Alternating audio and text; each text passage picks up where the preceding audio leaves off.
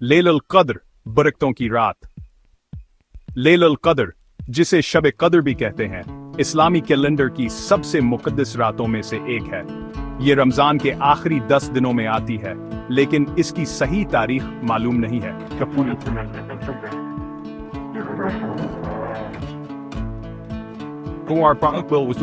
बदाक में इसे 1000 महीनों से बेहतर बताया गया है।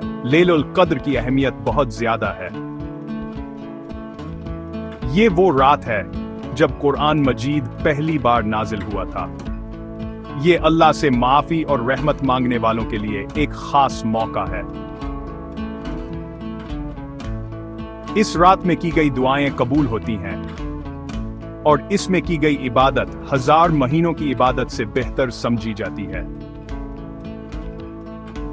कुछ रवायात के मुताबिक लैलुल कद्र की कुछ निशानियां हैं, जैसे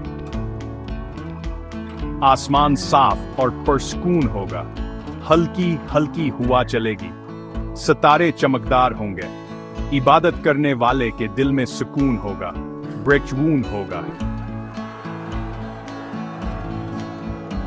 मुसलमानों को लैलुल कद्र को इबादत और दुआ में गुजारने की तरगीब दी जाती है।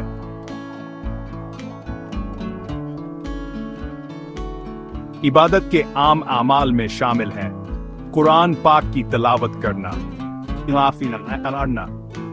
इजाफी नमाजें पढ़ना, दुआ करना और मुआफी मांगना, खैरात करना, गुज़िश्ता गुनाहों से तौबा करना। लैलुल कद्र की फजीलत के बारे में बहुत सी अहादीस हैं। एक हदीस में हजरत मोहम्मद सल्लल्लाहु अलैहि वसल्लम ने फरमाया, जो शख्स ईमान और सवाब की उम्मीद से लैलुल कद्र में नमाज में खड़ा होता है, इसके पिछले गुनाह माफ कर दिए जाते हैं। हजरत मोहम्मद सल्लल्लाहु अलैहि वसल्लम ने लैलुल कद्र के लिए एक खास दुआ सिखाई है। अल्हम इनक अफू तहिब्बुल अफू फाफ अनी। ऐ अल्लाह, तू माफ करने वाला है और माफी को पसंद करता है, बस मुझे माफ कर दे।